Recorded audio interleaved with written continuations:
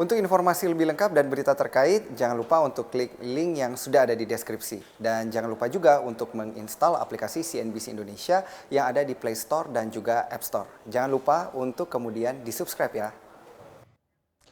Saya punya tebak-tebakan nih untuk para pemirsa CNBC Indonesia. Proyek-proyek apa yang molor lagi, tapi tetap dimaklumi dan juga malah mendapatkan subsidi. Nah, kalau para pemirsa CNBC Indonesia menjawab kereta cepat ya, utamanya Jakarta-Bandung, jawabannya tepat sekali ya para pemirsa CNBC Indonesia. Karena memang ini dikatakan sudah molor kurang lebih 6 tahun begitu ya, tapi sampai sekarang belum jadi-jadi. Nah, tapi Indonesia tetap menunjukkan keseriusannya untuk menyelesaikan proyek ini ya, di mana tentunya proyek ini dikatakan ada kerjasama antara Indonesia dan China, didukung juga langsung oleh Presiden Xi Jinping di China, dan dikatakan nanti ada kemungkinan ya akan diresmikan langsung di akhir tahun 2022 ini untuk beroperasi secara penuh secara komersial di tahun 2023. Nah, untuk itu akan kita bahas ya, demi Xi Jinping proyek kereta cepat dikebut. Ada permasalahan apa sebenarnya ya selain dia itu harus dikebut? Kenapa? Karena seperti yang tadi saya bilang tadi ya,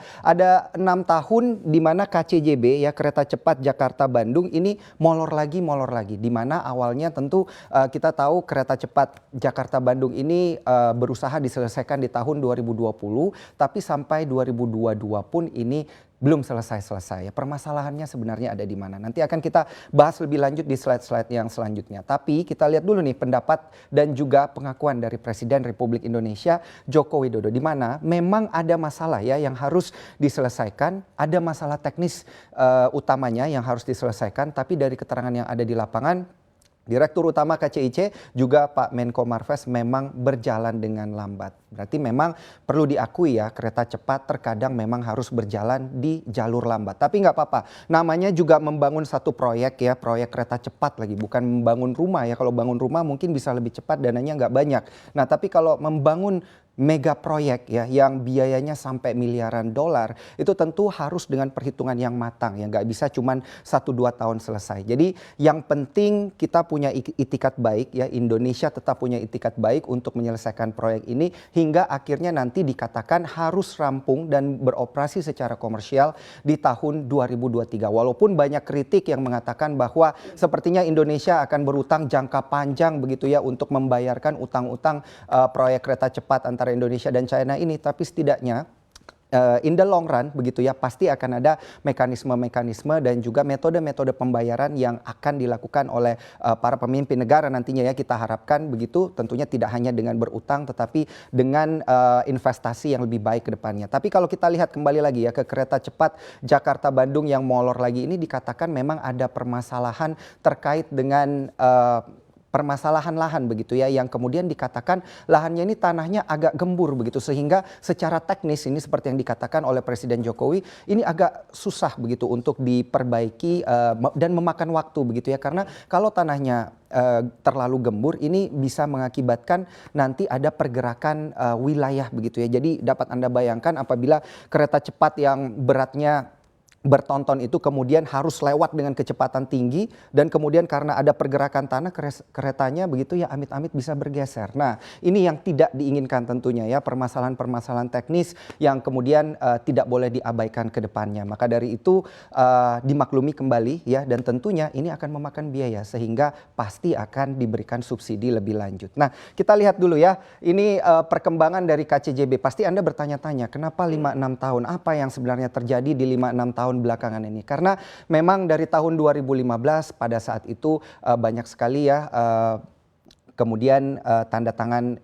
untuk investasi dan kerjasama antara Indonesia dan China yang diberikan, dan juga banyak juga dicetuskan begitu ya dan dijanjikan pada saat itu oleh Menteri BUMN sebelumnya, ada Ibu Rini Sumarno ya. Di 2015 ada MOU, Memorandum of Understanding, antara China dan Kementerian BUMN RI yang ditandatangani, dan semenjak saat itu ada pendirian PSBI. PSBI ini sebagai salah satu konsorsium begitu ya, yang kemudian mengumpulkan dana dan juga melakukan melakukan investasi begitu untuk membangun KCIC ini untuk kereta cepat Jakarta-Bandung. Ada peletakan batu pertama juga dan akhirnya masuk ke proyek strategis negara. Karena memang ini harus karena biayanya besar begitu ya, harus masuk ke PSN itu supaya ada yang mengawasi supaya tetap sesuai dengan target.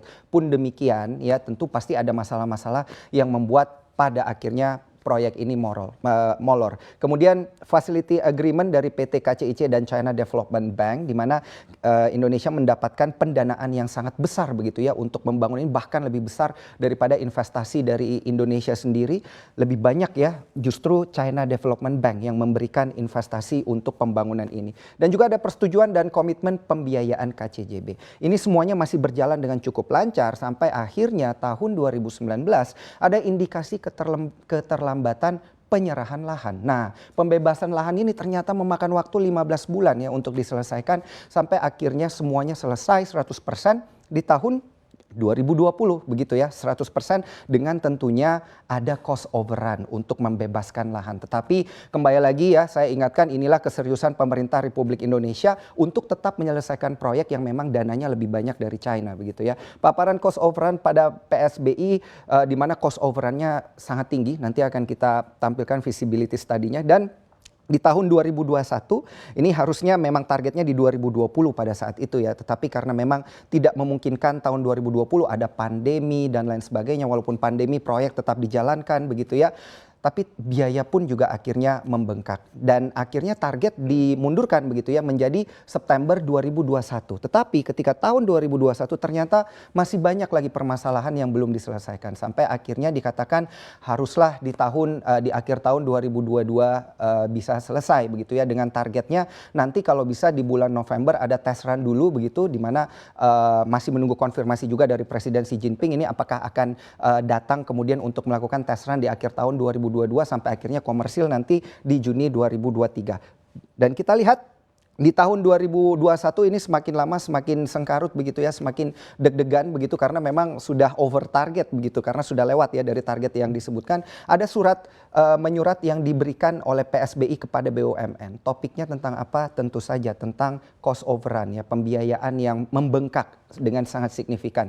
Ada juga kemudian dari Kementerian BUMN melanjutkan surat kepada Kementerian Keuangan perihal usulan PMN begitu. Sampai akhirnya dengan diterbitkannya Perpres dari Presiden Joko Widodo sendiri dan kemudian proyek ini masuk kepada penanaman modal negara dan inilah kemudian yang memberikan dana lebih begitu ya, subsidi lebih untuk kembali membayarkan cost overrun dan proyek masih tetap bisa berjalan. Nah, yang menjadi pertanyaan di tahun 2022 ini yang dikatakan progresnya sudah 79,9% dari September 2021, apakah benar begitu akan selesai di akhir tahun ini? Tapi kita akan lihat nantinya ya, semoga di akhir tahun ini apa yang diinginkan oleh Presiden Joko Widodo bisa selesai begitu di akhir November. Nah, inilah visibility study-nya ya, di mana perkembangan nilai biaya proyeknya itu kita mulai dari budget awal yang harusnya hanya 6,1 miliar dolar Amerika Serikat. Kemudian estimasi setelah ada cost overrun begini di November 2020 ternyata ada pembengkakan 2,5 miliar dolar Amerika Serikat. Nah, kemudian ada estimasi konsultan PSBI dan juga dibandingkan dengan high skenario dan juga low skenario-nya ini pembengkakannya dikatakan cukup parah begitu ya, dari 3,8 hingga 4,9 miliar dolar Amerika Serikat. Tetapi akhirnya Presiden Joko Widodo bersama dengan pemerintah dan juga KCIC kemudian yang memperhitungkan lebih dalam lagi bisa menekan biaya sampai 1,9 miliar dolar Amerika Serikat. Nah, yang menjadi pertanyaan kembali, apakah dengan kemudian biaya cost overrun yang ditekan ini ke angka 1,9 miliar dolar Amerika Serikat ini pada akhirnya bisa mencapai target di akhir tahun 2022 ini untuk test run bersama dengan Presiden Xi Jinping. Akan kita nantikan tentunya bagaimana proyek kereta cepat yang dikebut demi Presiden Xi Jinping dan juga demi G20, KTT G20 yang akan diadakan nanti di tahun 2023.